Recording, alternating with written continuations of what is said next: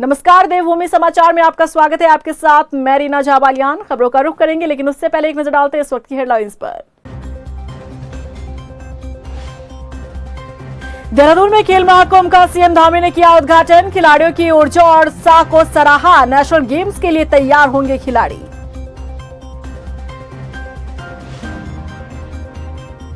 CM Dhami ने राम भक्तों के लिए किया बड़ा ऐलान। रामनगरी अयोध्या में जल्द शुरू होगा। उत्तराखंड वासियों के लिए अतिथि गृह का निर्माण। योगी सरकार ने पूरी की मांग। 3 राज्यों में हार के बाद लोकसभा चुनाव पर टिकी कांग्रेस की नजर। आलाकमान को हरदा का सुझाव। जीत के लिए प्रत्याशियों की लिस्ट जल्द करे जारी। कोरोना के नए वेरिएंट ने उत्तराखंड में भी बढ़ाई चिंता। स्वास्थ्य विभाग ने जारी की एडवाइजरी। सभी अस्पतालों में कोरोना रोकथाम के लिए हर संभव प्रयास के निर्देश। और चलिए बुलेटिन की शुरुआत करते हैं। उत्तराखंड में खिलाड़ियों को प्लेटफॉर्म देने के लिए राज्य की धामी सरकार कदम बढ़ाती दिख रही है। न्याय पंचायत स्तर से होते हुए जिला स्तर और उसके बाद राज्य स्तर तक खेल महाकुंभ पहुंच गया है। मुख्यमंत्री पुष्कर सिंह धामी ने राज्य स्तरीय खेल महाकुंभ का शुभारंभ किया, जिससे उम्मीद है कि राष्ट्रीय खेलों में भी उत्तराखंड के खिलाड़ी देश प्रदेश का नाम रोशन करेंगे। देखिए रिपोर्ट। राजधानी देहरादून के महाराणा प्रताप स्पोर्ट्स कॉलेज में मुख्यमंत्री पुष्कर सिंह धामी ने राज्य स्तरीय खेल महाकुंभ 2023 का शुभारंभ किया, जिसमें राज्य के विभिन्न जनपदों से आए खिलाड़ी अपने खेल के हुनर का लोहा मनवा रहे हैं।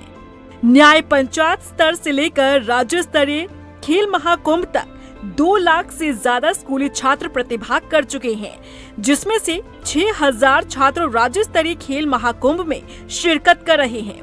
मुख्यमंत्री पुष्कर सिंह धामी ने कहा कि राज्य में लगातार खेल प्रतिभाओं को आगे बढ़ाने का काम किया जा रहा है। राज्य में खिलाड़ियों को खेल सुविधाएं जो पहले दी जाती थी, उन सुविधाओं को और बेहतर किया जा रहा है। खेल महाकुंभ के शुभ अवसर पर सभी खिलाड़ियों को बहुत शुभकामनाएं देता हूं, बहुत बधाई देता हूं। और खेल महाकुंभ एक ऐसा महाकुंभ है जिसमें हमारे सभी खिलाड़ियों को पंचायत स्तर से लेकर राज्य स्तर तक खेलने का अवसर प्रदान होता है। और हमारी सरकार का हमेशा से ये रहा है कि सभी खिलाड़ियों का प्रोत्साहन किया जाए, इसीलिए जो प्रोत्साहन की राशि है वो भी बढ़ाई है। आउट ऑफ टर्न की व्यवस्था भी की है। खेल कोटा प्रारंभ करने का भी हमने निर्णय लिया है।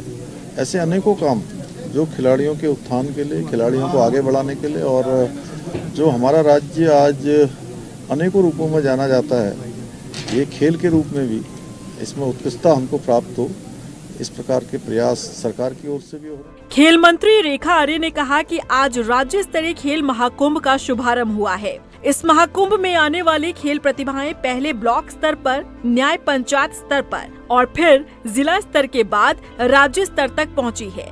ऐसे में उम्मीद है कि उत्तराखंड राज्य में आने वाला समय खेल प्रतिभाओं को बढ़ाने वाला होगा।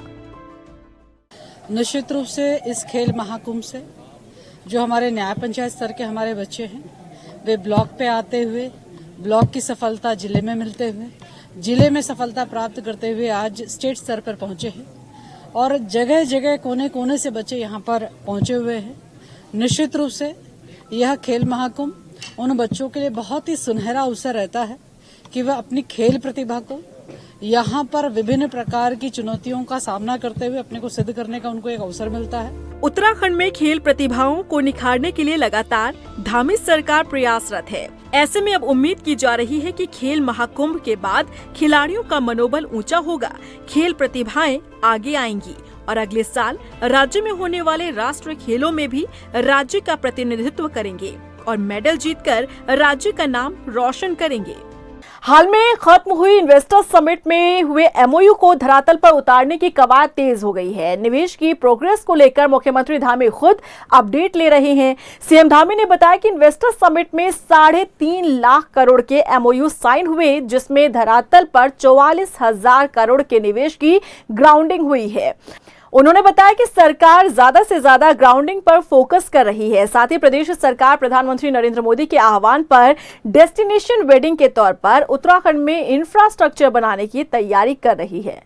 देखिए, पूरे देश दुनिया के लोगों ने हम पर भरोसा किया है और उत्तराखंड आने के लिए सब लोगों ने अपना मन बनाया, हमारे साथ निवेश पर करार किए हैं और बड़ा करार किया है। 3.5 लाख करोड़ से अधिक के करार हुए हैं और बहुत सारे अभी ऐसे भी प्रस्ताव हमारे पास हैं जिनका अभी परीक्षण होना है, उसकी ठीक प्रकार से समीक्षा होनी है।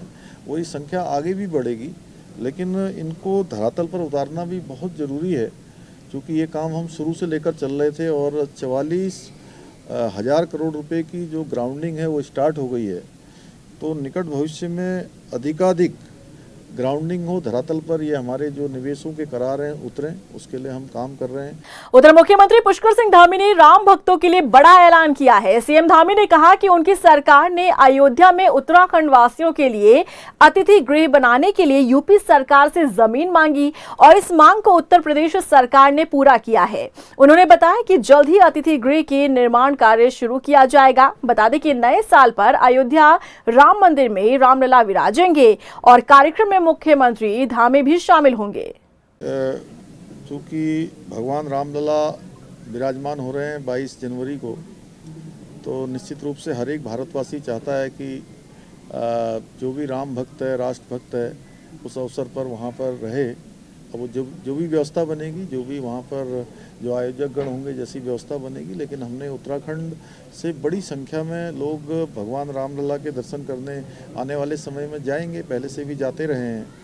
तो वहाँ पर एक लोगों के लिए एक गेस्ट हाउस वहाँ पर होना चाहिए। हमने उत्तर प्रदेश की सरकार से अनुरोध किया था, वो हमको ज़मीन दे रहे हैं और ज़मीन देने के बाद हम वहाँ पर एक अच्छा अतिथि गृह वहाँ बनाएंगे। 3 राज्यों में हार का सामना करने के बाद कांग्रेस की उम्मीद अब लोकसभा चुनाव से बंधी है। ऐसे में उत्तराखंड के पूर्व मुख्यमंत्री हरीश रावत ने पार्टी आलाकमान से प्रत्याशियों की लिस्ट जल्द जारी करने की अपील कर डाली। अब हरदा के इस बयान पर कांग्रेस हाईकमान कितना अमल करेगा ये तो कहना कठिन है, लेकिन उनके इस बयान के कई सियासी मायने निकाले जा रहे हैं। रिपोर्ट देखिए। हरीश रावत का पार्टी आलाकमान को सुझाव, जल्द उम्मीदवारों की लिस्ट हो जारी। हरदा के बयान के क्या है सियासी मायने?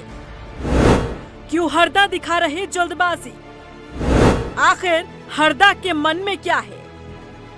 3 राज्यों में करारी हार के बाद कांग्रेस लोकसभा चुनाव में मजबूत रणनीति के साथ उतरना चाहेगी, लेकिन इस बीच उत्तराखंड के पूर्व मुख्यमंत्री हरीश रावत ने एक बयान दे डाला है जिसके सियासी मायने निकाले जा रहे हैं। हरदा ने कांग्रेस आलाकमान को उम्मीदवारों की लिस्ट जारी करने में देरी न दिखाने का सुझाव देते हुए जल्द लिस्ट जारी करने की अपील कर डाली है। अब हरदा के इस बयान को उनके अपने हित के लिए दिए गए बयान के रूप में देखा जा रहा है। हालांकि ये बात भी किसी से छिपी नहीं है कि कांग्रेस चुनावी मैदान में भले ही पार्टी के रूप में उतरती हो, लेकिन हर एक नेता अपने हित को साधने की कोशिश में रहता है।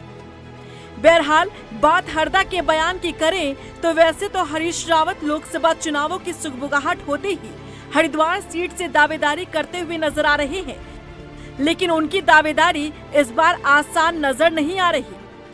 हरीश रावत गन्ना किसानों का भुगतान या फिर दूसरे मुद्दों के जरिए खुद को प्रबल दावेदार बताने की कोशिश कर रहे हैं। ऐसे में अब अपने प्रतिद्वंदियों की चिंता और बढ़ाने के लिए उन्होंने आलाकमान से कहा है कि चुनौती बड़ी है, इसीलिए अभी से प्रत्याशी तय करने होंगे, जिससे प्रत्याशी अभी से पूरे जोरों शोरों के साथ चुनावी तैयारियों में जुट जाए। हाँ, मैं देखिए 2 ही तरीके हैं। या तो आप पार्टी की तैयारी इतनी मुकम्मल रखिए, लास्ट में पार्टी की तरफ से उम्मीदवार घोषित कर दो, जैसा पहले करते रहे हो।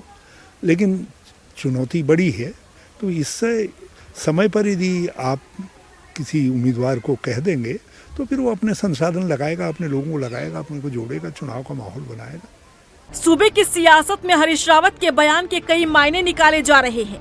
उत्तराखंड में एक और कांग्रेस में लंबे समय से खींचतान का खेल चल रहा है और दूसरी ओर कांग्रेस आलाकमान इंडिया गठन के फेर में ही घिरा हुआ है। ऐसे में हरीश रावत का ये बयान पार्टी आलाकमान की मुश्किलें और बढ़ा सकता है। प्रदेश कांग्रेस के पदाधिकारी इस बयान पर बहुत खुलकर तो नहीं बोल रहे, लेकिन उनका ये कहना जरूर है कि हरीश रावत इस बात को पार्टी आलाकमान तक पहुंचा देंगे।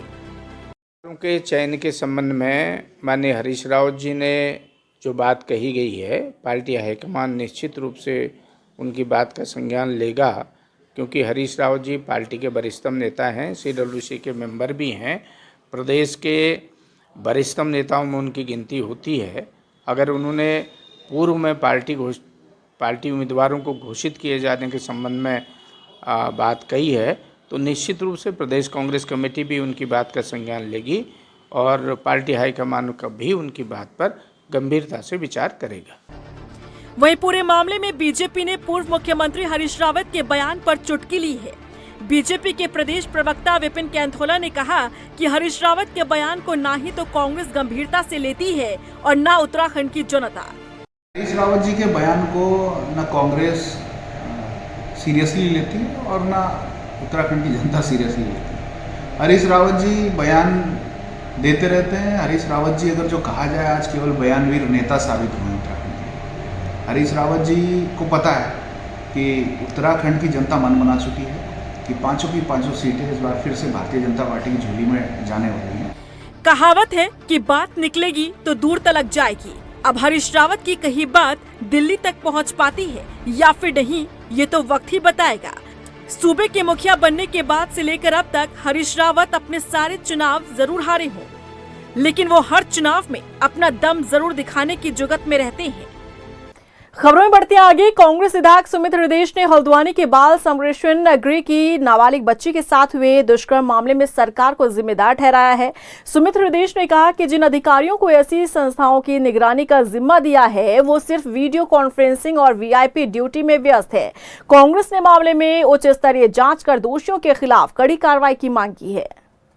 देखिए, बहुत व्यथा देने वाला विषय है और नाबालिगों के साथ लगातार और महिलाओं के साथ शोषण जो लगातार उत्तराखंड में जिसकी वृद्धि हो रही है, इसके लिए सरकार को अवश्य बहुत सख्त कदम उठाने चाहिए। मॉनिटरिंग की बहुत गहरी आवश्यकता है। यहाँ पे इतने सारे आपके अधिकारी हैं, दिन भर VIP ड्यूटी, दिन भर वीडियो कॉन्फ्रेंसिंग वो करते हैं। उनकी ड्यूटी लगाई है ऐसे जगहों पर और लगातार मॉनिटरिंग होनी चाहिए कि कहीं पे भी ऐसी नाबालिग हो, बालिग हो, कहीं पे भी, चाहे नारी निकेतन हो, चाहे NAP जैसी संस्था हो, कहीं पे भी ऐसा शोषण दोबारा ना हो। इसके लिए राज्य सरकार सीधे सीधे जिम्मेदार है। मुख्यमंत्री पुष्कर सिंह धामी ने सचिवालय परिसर में गढ़वाल मंडल विकास निगम द्वारा स्थापित कैंटीन का शुभारंभ किया। इस मौके पर मुख्यमंत्री ने GMVN द्वारा प्रकाशित कॉफी टेबल बुक दी होली गंगा को भी लॉन्च किया। मुख्यमंत्री धामी ने कहा कि कैंटीन का लाभ सचिवालय में आने वाले लोगों को मिलेगा। उन्होंने GMVN को कैंटीन के जरिए लोगों को बेहतर सुविधाएं उपलब्ध कराने के निर्देश दिए। उत्तराखंड में कोरोना को लेकर स्वास्थ्य सचिव R राजेश कुमार ने एडवाइजरी जारी की है। स्वास्थ्य विभाग ने लोगों से कोविड के नए वेरिएंट JN1 को लेकर सावधानी बरतने के लिए कहा है। स्वास्थ्य सचिव R राजेश कुमार ने बताया कि कुछ राज्यों में JN1 वेरिएंट के मरीजों की संख्या में इजाफा हुआ है। ऐसे में प्रदेश के सभी जिलों और अस्पतालों के लिए एडवाइजरी जारी की गई है। कोरोना की रोकथाम के लिए हर संभव प्रयास किए जाए। वहीं खटीमा पहुंचे जिलाधिकारी उदय राज सिंह ने भारमल मंदिर में दर्शन किए और इस दौरान उन्होंने मंदिर में श्रद्धालुओं के लिए व्यवस्थाओं की जांच की। जिलाधिकारी ने बताया कि मंदिर परिसर जंगल में होने के कारण उन्होंने लघु सिंचाई अधिशासी अभियंता को मंदिर परिसर में धर्मशाला का निर्माण करने के लिए DPR तैयार करने के लिए कहा है। इसके अलावा कच्चे तालाब को पक्का करने के भी निर्देश दिए। पवित्र स्थल पर आकर दर्शन करने का हम लोगों को अवसर मिला। यहाँ देखने के बाद ये महसूस हुआ कि इतने दूरस्थ क्षेत्र में और जंगलों के बीच में बहुत प्राचीन समय से स्थापित ये मंदिर है, स्थल है और इसके प्रति लोगों की यहाँ जैसा कि जानकारी मिली है कि पीलीभीत, बरेली और इधर चंपावत और उधम सिंह नगर जिले के काफ़ी श्रद्धालु यहाँ आते रहते हैं, क्योंकि इसका ऐतिहासिक महत्व भी है, इस स्थल का धार्मिक महत्व भी है। तो हम दोनों दृष्टियों से, पर्यटकों की दृष्टि से, जो श्रद्धालु आते हैं उनकी दृष्टि से भी हम लोगों ने पूरा प्लान तैयार करने के लिए पूरी टीम यहाँ अपने साथ में लेके आए हैं। देहरादून में जाम का सबसे बड़ा स्पॉट माना जाता है रेलवे स्टेशन के पास बना आढ़त बाजार। इसके कारण शहर के इस हिस्से में ट्रैफिक जाम की समस्या बनी रहती है, लेकिन अब इस परेशानी को दूर करने का प्लान तैयार किया गया है। MDDA ने आढ़त बाजार को शिफ्ट करने के लिए मजबूत कदम बढ़ाए हैं। रिपोर्ट देखिए। मौजूदा समय में देहरादून में जाम का सबसे बड़ा स्पॉट आड़त बाजार है। बीते कई सालों से इसकी शिफ्टिंग की योजना पर काम किया जा रहा है। हालांकि अब जाकर एमडीडीए ने आड़त बाजार की शिफ्टिंग की दिशा में मजबूत कदम बढ़ाए हैं। नई जगह पर आड़त बाजार के विकास के लिए काम प्रोसेस में है। ग्लोबल इन्वेस्टर समिट 2023 के सफल संचालन के बाद एमडीडीए उपाध्यक्ष बंशीधर तिवारी ने आड़त बाजार की शिफ्टिंग का बड़ा लक्ष्य तैयार किया है। नई जगह पर आड़त बाजार को शिफ्ट करने के लिए करीब 145 करोड़ रुपए स्वीकृत किए हैं। नए आड़त बाजार में सभी तरह की सुविधाएं मिलेंगी। इसमें fire station, petrol pump, cold storage, commercial space, polyclinic, guest house की सुविधा रहेगी। पार्किंग का भी इंतजाम इसमें किया गया है। ट्रक पार्किंग के लिए 11 वाहन की क्षमता है। कार पार्किंग के लिए 600 वाहन की क्षमता रखी गई। दोपहिया वाहन पार्किंग के लिए 500 वाहनों की क्षमता रहेगी। मुख्य शहर की भीड़ से दूर हरिद्वार बाईपास के पास पटेल नगर थाने के पीछे आड़त बाजार को शिफ्ट किया जाना है। कैबिनेट ने इस प्रस्ताव को हरी झंडी दी और आड़त बाजार विस्थापन में व्यापारियों को प्लॉटों के बदले कोई कीमत अदा नहीं करनी होगी। व्यापारियोों की अधिकृत भूमि के बदले दोगुनी कीमत के प्लॉट नई बाजार में दिए जाएंगे। ये बाजार 7.7493 हेक्टेयर भूमि पर बनना है। वहीं व्यापारियों का कहना है कि आड़त बाजार प्रोजेक्ट टेंडर की प्रक्रिया पिछले 20 साल से लंबित थी। अब व्यापारियों को व्यापार करना मुश्किल हो गया था, लेकिन जिस तरह से बाजार शिफ्ट किया जा रहा है, ऐसे में व्यापारियों को उम्मीद है कि उनका कारोबार अच्छा चलेगा। इसमें सर सबसे बड़ी बात यह है कि बहुत दिनों से यहाँ पर यातायात की समस्या है। हम लोगों का बाजार बिल्कुल ठप हो गया, कार्य ठप हो गया है। यहाँ का सारे कार्य ऋषिकेश विकास नगर चला गया, क्योंकि यहाँ पर गाड़ियाँ खड़ी करने में दिक्कत होती है यातायात की वजह से। देहरादून का सिर्फ यही एक मुख्य बाजार है, जिसकी वजह से यहाँ पर सारा ट्रैफिक इसी रोड पे रहता है। इसलिए हम लोगों की पिछले 20 साल से एक डिमांड चली आ रही है कि आप यहाँ के बाजार को शहर से बाहर करें, जिससे हमारे रोजगार में वृद्धि हो। जी बहुत अच्छी बात है, शिफ्टिंग की बात हो रही है। रोज़मर्रा का ट्रैफिक, रोज़मर्रा का नॉइस, यहाँ भी गाड़ी लोडिंग के लिए खड़ी हो जाए तो तुरंत पुलिस आ जाके चालान काट देती है। तो कस्टमर भी आने से डर रहे हैं यहाँ पर कि हम गाड़ी लेकर आएंगे, वहाँ चालान कट जाएगा, लोडिंग की दिक्कत। तो यहाँ बहुत समस्या है। 2 मिनट यहाँ गाड़ी खड़ी हो जाती है, पुलिस वाले आ जाते हैं। यहाँ जाम लग रहा है जी यहाँ तो ये तो बहुत अच्छी बात है, शिफ्ट किया जा रहा है तो हम एक पीसफुली काम तो कर पाएंगे ना, जहाँ बैठे हम। यहाँ तो पीस ही नहीं है और इस चक्कर से यहाँ काम भी नहीं है, कस्टमर भी नहीं आता कि वहाँ जाएंगे चालान कट जाएगा, भीड़ भड़ाका होगा, गाड़ी कहाँ खड़ी करेंगे। तो बहुत अच्छी बात है। मुख्यमंत्री पुष्कर सिंह धामी भी चाहते हैं कि शहर के सबसे बड़े बॉटलनेक को जल्द व्यवस्थित और पूरी प्लानिंग के साथ दूर किया जाए। इसके लिए आड़त बाजार को नई जगह पर शिफ्ट करने के साथ ही सहारनपुर चौक से लेकर तहसील चौक तक सड़क को चौड़ा किया जाना है, ताकि जाम की समस्या को दूर किया जा सके। आड़त बाजार को एक लेकर के जो बॉटलनेक बना हुआ है और बार बार वहाँ जाम लगता है, उसको हम लोग शिफ्ट करने के लिए जो है ब्राह्मणवाला में ज़मीन हस्तांतरित हुई थी, तो वहाँ पर भूखंड विकसित करने के लिए जितनी स्थापनात्मक सुविधाएं हैं उनको विकसित करने के लिए हम लोगों ने कल निविदा आमंत्रित किया है। और ये पूरा कंप्लीट जो डेवलप करेंगे और प्लाट जो देंगे, उसके बाद फिर यहाँ से हम लोग डिमोलिशन करेंगे। उसमें विकल्प दिया हुआ है, अगर कोई प्लाट के बदले पैसा चाह रहा है तो उसको जो हमारा एक्विजिशन होता है उसके रेट से उनको भुगतान करेंगे। नया आड़त बाजार बनने के बाद पुराने आड़त बाजार को शिफ्ट कर दिया जाएगा। ऐसे में उम्मीद की जा रही है कि सहारनपुर चौक से लेकर प्रिंस चौक तक लगने वाले जाम से लोगों को निजात मिलेगी। मसूरी में लोक निर्माण विभाग के अधिशासी अभियंता जितेंद्र त्रिपाठी ने माल रोड के विकास कार्यों का निरीक्षण किया। इस दौरान उन्होंने लोगों से सुझाव लिए। अधिशासी अभियंता ने बताया कि माल रोड के सौंदर्यीकरण में कुछ कमियां रह गई हैं, जिन्हें जल्द ठीक करने के लिए कहा है। उन्होंने बताया कि प्रशासन मसूरी में आयोजित विंटर लाइन कार्निवल की तैयारियों में जुटा हुआ है। अभी माल रोड का निर्माण हुआ था, उसके बाद लोगों के कुछ सुझाव भी आए हैं और कुछ यूजर फ्रेंडली करने की तरफ हमारी तरफ से प्रयास किया जा रहा है। वे संज्ञान में आया कि माल रोड पर काफ़ी तेज़ गति से वाहन चल रहे हैं, तो कुछ स्पीड लिमिट बोर्ड इसमें लगाए जाएंगे और जहां पर लोअर माल रोड अपर माल रोड का पोर्शन रहता है वहां पर वन वे ट्रैफिक का बोर्ड लगाया जाएगा। इसके अलावा थर्मोप्लास्टिक पेंट का भी काम किया गया है कहीं पर और सुझाव आए हैं उसे भी कराया जाएगा। दून रजिस्ट्री फर्जीवाड़े मामले में पुलिस ने घोटाले के मुख्य आरोपी कमल विरमानी सहित 7 अभियुक्तों को न्यायिक रिमांड पर लिया है। दरअसल एसएसपी अजय सिंह ने इस फाइल को दोबारा खुलवाया और न्यायालय से मिले आदेश के बाद जांच को आगे बढ़ाया है। बता दें कि ये मामला साल 2022 में क्लेमेंटाउन निवासी महिला की संपत्ति को ध्वस्त कर फर्जी रजिस्ट्री बनाकर खुर्द-बुर्द किया गया था। मामले में एक आरोपी केपी सिंह की मौत हो चुकी है। क्लेमेंटाउन में एक मुकदमा दर्ज था फर्जी रजिस्ट्री करके घोटाला करने का, जिसमें डकैती का मुकदमा और अन्य सुसंगत धाराओं में मुकदमा दर्ज था और इसमें पूर्व में 13 अभियुक्तों के खिलाफ चार्जशीट गई थी। लेकिन चूंकि जब ये पूरा प्रकरण सामने आया फर्जी रजिस्ट्री घोटाले का और इसमें दस्तावेजी साक्ष्यों से छेड़छाड़ की बात प्रमाणित हुई, तो सेम मुकदमे में आगे फर्दर इन्वेस्टिगेशन के ऑर्डर हुए और उसमें जो 13 में से 7 अभियुक्त थे उन पे अन्य धाराओं में, जैसे पहले हल्की धाराओं में इसमें चार्जशीट था, तो इसमें अन्य धाराओं में सुसंगत धाराओं में इसका चार्जशीट करके इसमें न्यायिक रिमांड की इसमें न्यायालय से लिया गया है। रुड़की नगर निगम में मंगलवार को तहसील दिवस पर जिलाधिकारी और एडीएम ने फरियादियों की समस्याओं को सुना। एडीएम दीपेंद्र कुमार ने कहा कि जनता दरबार में 43 शिकायतें आई, जिसमें से 12 समस्याओं को मौके पर ही निस्तारित किया गया। आपको बता दें कि एडीएम ने बताया कि अवैध खनन को रोकने के लिए टीम बनाकर कार्रवाई करने के निर्देश दिए हैं।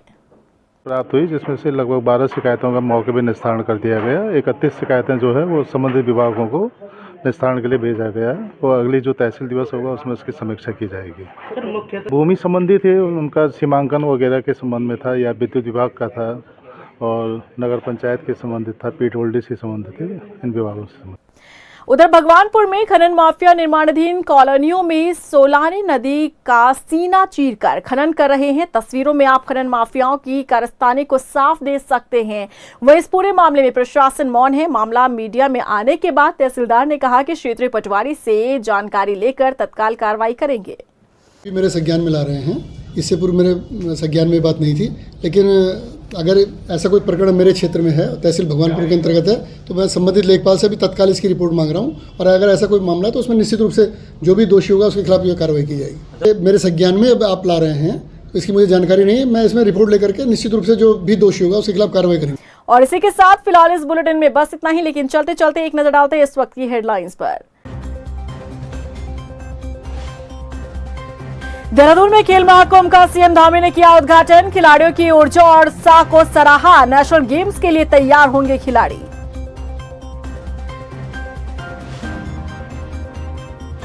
सीएम धामी ने राम भक्तों के लिए किया बड़ा ऐलान। रामनगरी अयोध्या में जल्द शुरू होगा। उत्तराखंड वासियों के लिए अतिथि गृह का निर्माण। योगी सरकार ने पूरी की मांग। 3 राज्यों में हार के बाद लोकसभा चुनाव पर टिकी कांग्रेस की नजर। आलाकमान को हरदा का सुझाव, जीत के लिए प्रत्याशियों की लिस्ट जल्द करे जारी।